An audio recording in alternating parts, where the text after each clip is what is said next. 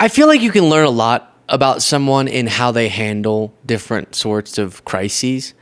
And Trump had a little moment of his own at his Mossany, Wisconsin rally that took place this afternoon.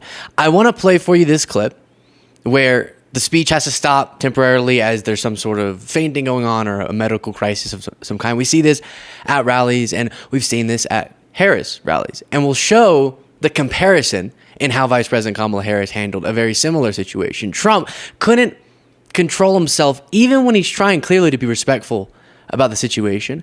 And somehow he connects someone having some crisis in his crowd, whether it be heat related or something else, to his attacks against Kamala Harris.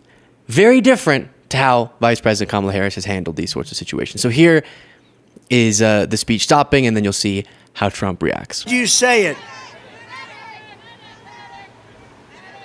Okay, medic, please. Doctor, thank you. Thank you very much. Take your time. Thank you, doctor. We get the greatest service here. It's amazing the way they just are right on it. Amazing. And some people are out here for 3 days. 3 days. So it's really incredible that things like this don't happen more often, actually. But they always turn out to be good. They're excited. They're excited by what we're doing because we're taking our country back from these lunatics. Take your time, doctor. So far, fine, but even his commentary thus far is a little bizarre. Thank you very much. Thank you. Thank you. Thank you very much.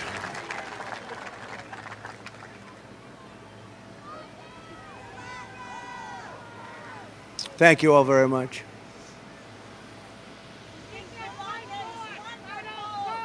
Thank you.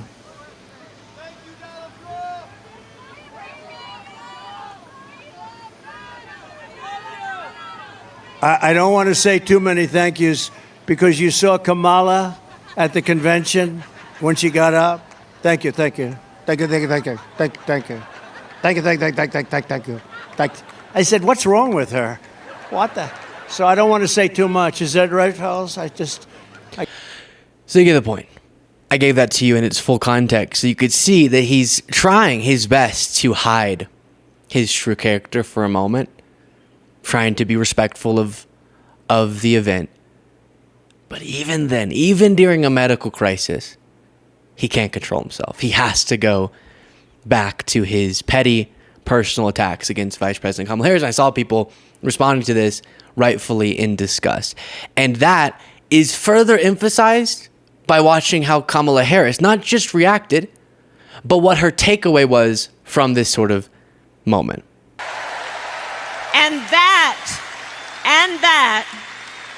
And that is how we fulfill the promise of America.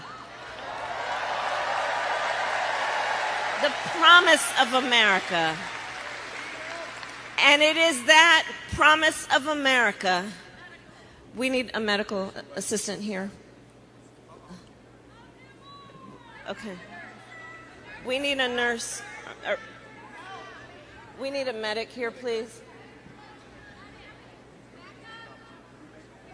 Let's make a path. Let's make a path if y'all don't mind. Just let's make a path to right here.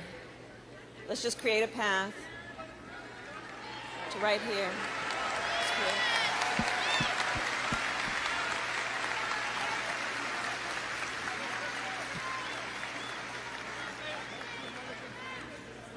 Let's create a path, guys, and thanks for looking out each other. Look out for each other, but let's create a path for the medics. And then it goes silent for a while as this is handled. And look at her takeaway. It's not anything about Trump. It's not any mockery. But instead it's this. Okay. Okay. We're going to be okay. We're going to be okay. All right. Okay. We're going to be okay. This is who we are, right? This is what we're about, looking out for each other. The thing, we care about each other. You know, it's about truly understanding what love thy neighbor means.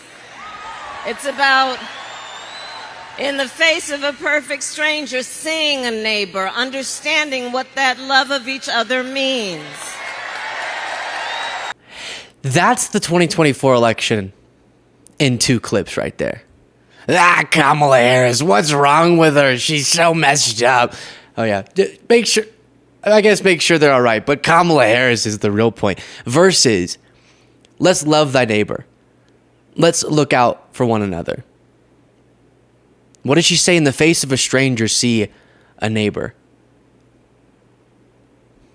You have the big policy things. You have the foundational democratic things. But you also just have the humanity difference in how the 2 candidates and their vice presidential running mates relate to people on a human level. The majority of people who watch the show on a regular basis aren't actually subscribed to the channel. If you can make sure you are by clicking that subscribe button. Easy, free, simple, but makes all the difference. I greatly appreciate it to help us get the word out. Back to the video. And Trump's speech did not get much better. You have this as well. I knew Putin. I knew him well. And, you know, he endorsed, I don't know if you saw the other day, he endorsed Kamala. He endorsed Kamala. I was very offended by that. I wonder why he endorsed Kamala. No, he's a chess player. He endorsed Kamala. Should I be, Congressman, should I be upset about that? No? Huh?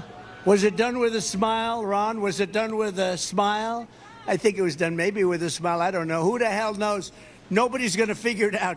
They're about 19 steps ahead of us. But this whole Russia thing, nobody was tougher on Russia in history. Okay, he's about to say himself. No, not even going to let that one finish. But what's happening there? He's responding to this news. CNN reports Russian President Vladimir Putin raised eyebrows Thursday when he expressed his support for U.S. Vice President Kamala Harris's presidential bid. Now, this is obviously, as Trump is acknowledging, not true. And Vladimir Putin is honestly, it seems, trying to give Trump and the MAGA folks the perfect plausible deniability, as we're uncovering evidence that Russia is actively attempting to help the Trump side. Trump's argument can be, well, Kamala Harris actually got his endorsement while he's grinning, and Trump is even acknowledging that. But see, if Trump were being as strategic as possible, he'd play into it and say, yeah, see, I was right all along. These stories of them interfering in the election in my interest are bogus, because he actually likes Kamala Harris more, even though I don't think very many people believe that remark. But instead, even Trump, because of, I guess on a really surface level, he wants Putin to like him because he loves Putin so much, he feels offended by it. He also said this. Ago it started again. The Justice Department said Russia may be involved in our elections again. You see that, Mr. Congressman? Great congressman from Texas. You see that? Russia. It's Russia. And you know, the whole world laughed at him this time. 2.5 years. I've said this before about some of Tucker Carlson's segments where he just reads things in an outraged tone of voice, and then you're supposed to assume that the facts he read aren't true because he said it in a tone that sounded skeptical. Trump does that a lot too. Russia! They said Russia! Russia interfered. No, not Russia. Repeating that over and over doesn't disprove what are very credible allegations, including, as we'll talk about more in a different segment, and we already reviewed a little bit, pro-Trump influencers having millions of dollars funneled to them through this Tenet Media organization that now seems to be linked, based on the indictment, to Russia. Funneling money, Russian government, through different entities into Tenet Media, and then they're paying pro-Trump influencers like Tim Pool, like Benny Johnson, like Dave Rubin. And amid that, Trump's trying to once again say, oh, this is all just quote-unquote Russiagate and has no legitimacy. He said this. Migrants in crime are here in our country at levels never thought possible before, never even thought possible. You're not safe even sitting here, to be honest with you. I don't know how to think of new ways to respond to that, because we've gone over a gazillion times the actual data on crime. And it's the opposite of what he's saying. People are very safe. And I think about this a lot with sort of your archetypical Fox News viewer. Someone, often older folks, sitting at home watching a lot of Fox News. How much worse is their day-to-day? How much worse are their stress levels, their heart rate, their blood pressure? Because they're being told fake stories about how unsafe they are. How scared are they of this idea that the streets are so unsafe they can't walk outside, when in reality they're safer than they've ever been? And their life could be better just by changing their perception to match more reality as opposed to whatever you call Trump's existence. Then you have this. Wisconsin GOP Chairman Brian, where is Brian? Brian Schimming. Brian. Yeah, so that was among a few glitches throughout the speech like this one. Ultimately, we'll live, and you know what we're doing here. I say it all the time, I'm dying. It's always flipped around to the audience. And you know what we're doing here. It's you. I was about to say something about you. And he also said Elon Musk. Boeing had a little, I shouldn't say there's a beautiful Boeing plane there, but Boeing had a little hard time, as you heard. So they're going to save, Leon's going to send up a rocket. Oh, gosh. By the way, Trump has been saying, and Elon Musk has been agreeing, that Elon Musk is going to serve in Trump's administration in some capacity. And that's how pro-Trump Elon Musk now is. Do you remember how MAGA said it was election interference?